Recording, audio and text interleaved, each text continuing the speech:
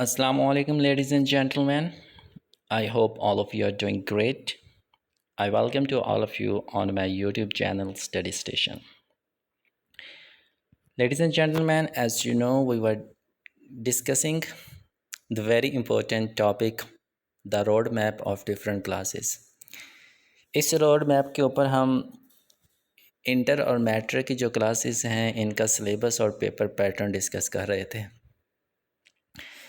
Today is the day number 3 और आज के दिन हम डिस्कस करेंगे first year class intermediate class part 1 11वीं क्लास का जो सिलेबस है और पेपर पैटर्न है वो will discuss it in detail.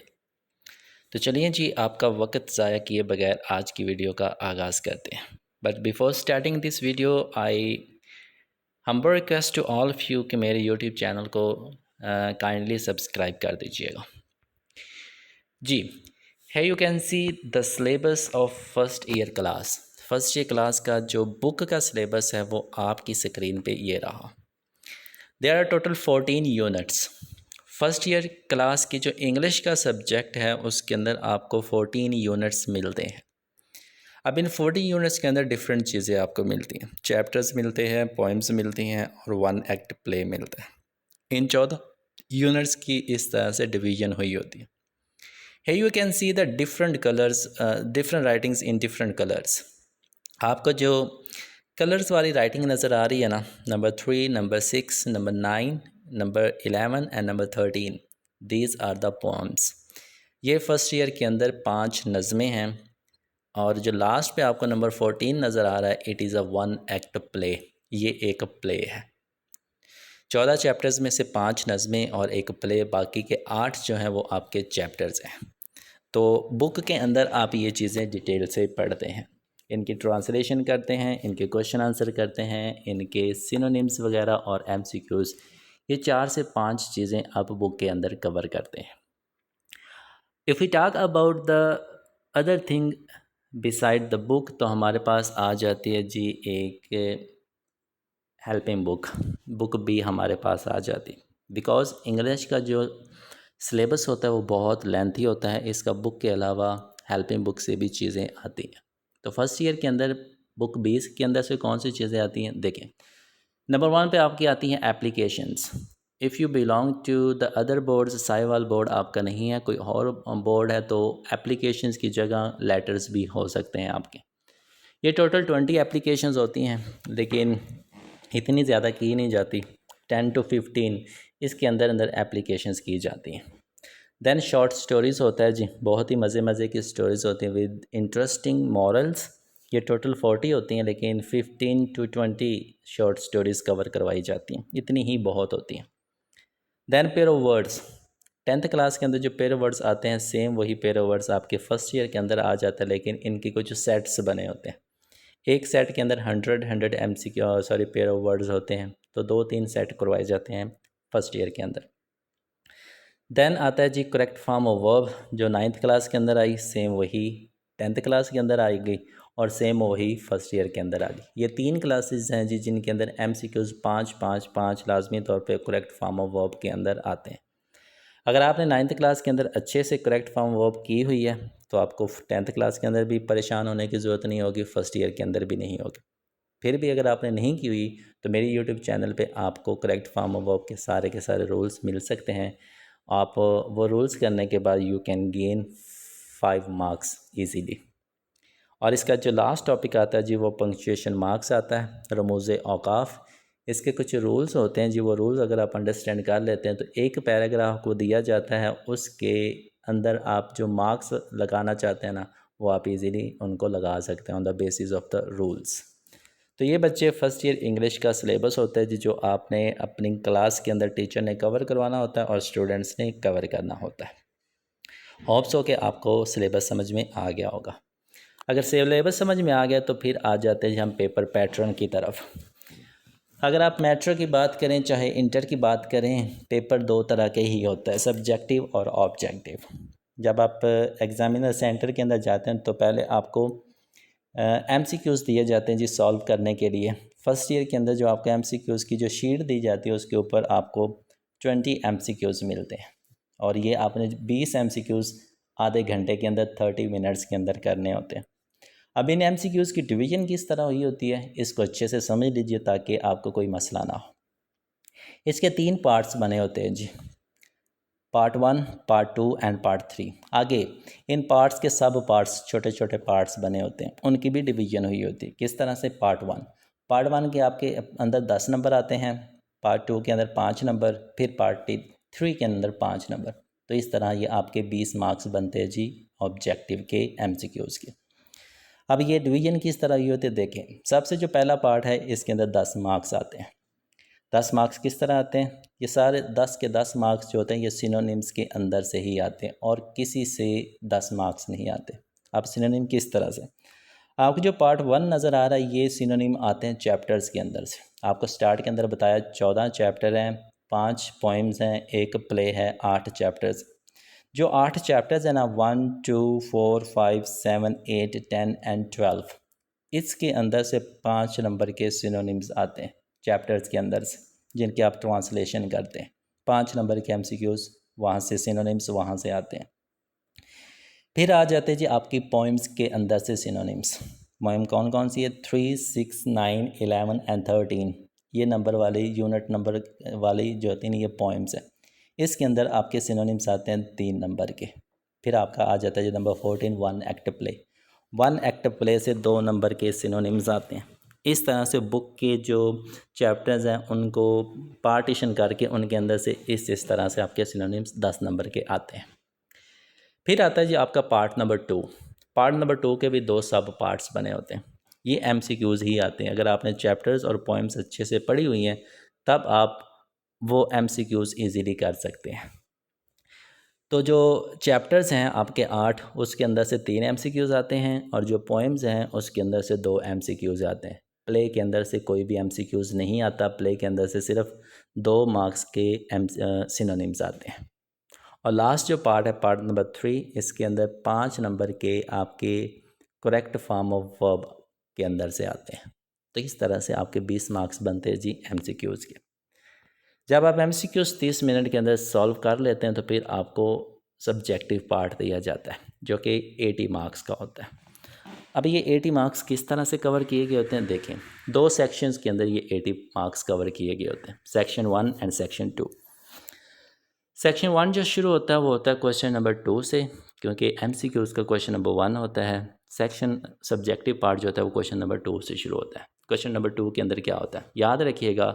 Section number 1 जो है ये टोटली क्वेश्चन आंसर के ऊपर ही बेस करता है, क्योंकि बुक के अंदर से 3 चीज़ें होती हैं, चैप्टर्स, पोएम्स एंड प्ले। तो क्वेश्चन आंसर इन तीनों के अंदर से आते हैं। तो जितने भी क्वेश्चन आंसर आते हैं वो आपके सेक्शन 1 के अंदर होते हैं। क्वेश्चन नंबर 2 के अंदर जो क्वेश्चन आंसर आते हैं वो आपके चैप्टर्स के अंदर से आते हैं। जो आपके 8 चैप्टर्स हैं ना उनके अंदर से क्वेश्चन आंसर आते हैं जिनकी आपने ट्रांसलेशन पढ़ी होती है। इसके अंदर आपको 10 क्वेश्चंस दिए जाते हैं। चैप्टर्स के अंदर से 10 सवाल आते हैं। उन 10 सवालों में से आपने 7 के आंसर देने होते हैं। 3 आपके ऑप्शनल होते हैं, 3 आप ऑप्शंस पे छोड़ सकते हैं। तो 7 जो आपने करने होते हैं, एक सवाल के 2 मार्क्स होते हैं, तो टोटल 14 मार्क्स के जो क्वेश्चन आंसर आते हैं वो आपके चैप्टर्स के अंदर से आते हैं। 14 मार्क्स आपके ये हो गए। फिर आता है आपका क्वेश्चन नंबर 3। इसके अंदर भी आपको क्वेश्चन आंसर ही नज़र आते हैं और ये जो क्वेश्चन आंसर आते हैं ये आपके नज़म के अंदर से आते हैं। जो फर्स्ट ईयर की इंग्लिश के अंदर 5 पोएम्स हैं उसके अंदर से भी क्वेश्चन आंसर आते हैं और नज़मों के अंदर से जो क्वेश्चन आंसर आते हैं वो 8 क्वेश्चन आते हैं। उन 8 क्वेश्चंस में से आपने 5 करने होते हैं और एक सवाल 2 नंबर का होता है। इट मीन्स के 10 नंबर के जो क्वेश्चन आंसर आते हैं वो आपके नज़म के अंदर, नज़म वाले पार्ट से आते हैं, पोइम्स वाले हिस्से से आते हैं। फिर आता है जी question number 4। Question number 4 again आपका क्वेश्चन आंसर का होता है और ये जो क्वेश्चन आंसर आते हैं ये आपके 1 एक्ट प्ले से आते हैं, चैप्टर नंबर 14 से आते हैं। 1 एक्ट प्ले से जो क्वेश्चन आते हैं वो 5 आते हैं। उन 5 क्वेश्चंस में से 3 के आपने आंसर्स देने होते हैं और एक का आंसर जो होता है वो 2 नंबर का होता है। तो 6 मार्क्स के जो क्वेश्चन आंसर आने होते हैं वो प्ले के अंदर से आने होते हैं। तो टोटल बच्चे जो क्वेश्चन आंसर के मार्क्स आते हैं वो 30 मार्क्स के आते हैं। 14 चैप्टर्स में से, 10 पोएम में से और 6 1 एक्ट प्ले में से। इस तरह 30 मार्क्स के आपके क्वेश्चन आंसर आते हैं। अब मज़े की बात यह है कि सिर्फ आप MCQs करके और क्वेश्चन आंसर अच्छे तरीके से याद करके आप पास हो सकते हैं, क्योंकि 50 मार्क्स की ये दोनों चीज़ें होती हैं। बाकी के जो मार्क्स होते हैं, क्वेश्चंस होते हैं, वो आपके मार्क्स को बढ़ाने के लिए होते हैं। जितना अच्छा करेंगे उतने ही मार्क्स आपके फर्स्ट ईयर के अंदर अच्छे आएंगे। ठीक है जी। तो चले जी आगे बढ़ते हैं सेक्शन 2 की तरफ। सेक्शन 2 स्टार्ट होता है क्वेश्चन नंबर 5 से, और क्वेश्चन नंबर 5 के अंदर आपको एक चीज़ दी जाती है, राइट एन एप्लीकेशन। एक आपने दरख्वास्त लिखनी होती है। कुछ बोर्ड्स वाले लेटर्स करवाते हैं, कुछ बोर्ड्स वाले एप्लीकेशन करवाते हैं। तो साहिवाल का जो बोर्ड है यहाँ पे एप्लीकेशंस करवाई जाती है। तो एक ही एप्लीकेशन आती है, वो एक ही आपने एप्लीकेशन करनी होती है। इसका मेथड आना बहुत ज़रूरी है, उस मेथड के अकॉर्डिंग ही आपने करनी होती है। मेथड के अकॉर्डिंग अगर आप विदाउट एनी मिस्टेक एप्लीकेशन कर रहे हैं तो 10 मार्क्स की जो एप्लीकेशन होती है उसके अंदर में से आपके 10 के 10 भी आ सकते हैं। तो 10 नंबर की एक एप्लीकेशन आती है। एप्लीकेशन के बाद आता है जी आपका क्वेश्चन नंबर 6, जो कि होती है आपकी स्टोरी, शॉर्ट स्टोरी जो आपने याद की होती है, वो शॉर्ट स्टोरी आती है। अब ये शॉर्ट स्टोरी जो पेपर के अंदर आती है वो 2 आती हैं, 2 में से एक करनी होती है आपने, एक की आपको चॉइस मिलती है। ठीक है जी। अब यहाँ पे थोड़ा सा मसला ये होता है कि स्टोरी का नाम नहीं दिया होता, पेपर के अंदर स्टोरी का नाम नहीं दिया होता, स्टोरी का मॉरल दिया होता है। इट मीन्स के पेपर के अंदर आपको 2 मॉरल्स आते हैं, उन 2 मॉरल्स में से एक मॉरल के ऊपर आपने स्टोरी लिखनी होती है, और एक स्टोरी 10 मार्क्स की होती है। 30 मार्क्स के क्वेश्चन आंसर, 10 मार्क्स की एप्लीकेशन 40, और 10 मार्क्स की शॉर्ट स्टोरी 50 मार्क्स आपके यहाँ पे हो जाते हैं। इसके बाद आता है जी आपका क्वेश्चन नंबर 7। क्वेश्चन नंबर 7 3 हिस्सों के ऊपर बेस करता है, part 1, part 2 and part 3। Question number 7 part 1 कौन सा होता है? Explain the following line with the reference to the context. जो आपने बच्चे नज़में पढ़ी होती है ना, पोइम्स, उसके अंदर से एक स्टैंजा आता है। 5 नज़में हैं, 5 नज़मों में से कहीं से भी एक स्टैंजा आ सकता है। उस स्टैंजा का आपने रेफरेंस लिखना है, कॉन्टेक्स्ट लिखना है और एक्सप्लेनेशन लिखनी है। अगर तो आप रेगुलर तालीम ले रहे होते हैं तो हर एक टीचर क्लास के अंदर आपको मुकम्मल तौर पर रेफरेंस, कॉन्टेक्स्ट, एक्सप्लेनेशन अच्छे से करवा देते हैं। तो वही आपने पेपर के अंदर लिखनी होती है। एक ही स्टैंजा आता है, एक ही स्टैंजा का रेफरेंस टू द कॉन्टेक्स्ट लिखना होता है, और ये 5 नंबर का आता है। फिर क्वेश्चन नंबर 7 का पार्ट 2 आता है जी। वो कौन सा होता है? Punctuate the following lines.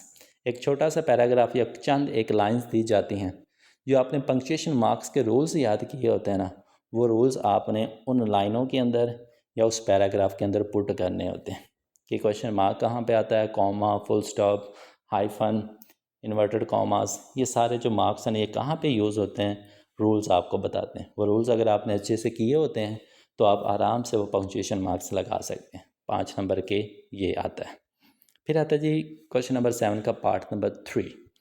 इसके अंदर बच्चे आपको मिलते हैं जी पेयर ऑफ वर्ड्स, जो आपने याद किए होते हैं। 8 पेयर ऑफ वर्ड्स आते हैं, उन 8 में से आपने 5 करने होते हैं, 3 की चॉइस आपको मिलती है, और एक पेयर ऑफ वर्ड करने पे आपको 1 नंबर मिलता है। तो 5 नंबर के आपको पेयर ऑफ वर्ड्स आते हैं। इस तरह क्वेश्चन नंबर जो 7 है वो 15 मार्क्स का होता है, 15 मार्क्स का। 30 मार्क्स के क्वेश्चन आंसर, 10 मार्क्स की एप्लीकेशन 40, 10 मार्क्स की शॉर्ट स्टोरी 50, और 15 मार्क्स के ये क्वेश्चन नंबर 7। इस तरह 65 मार्क्स आपके हो जाते हैं। और लास्ट क्वेश्चन जो आता है फर्स्ट ईयर के अंदर, वो क्वेश्चन नंबर 8 आता है।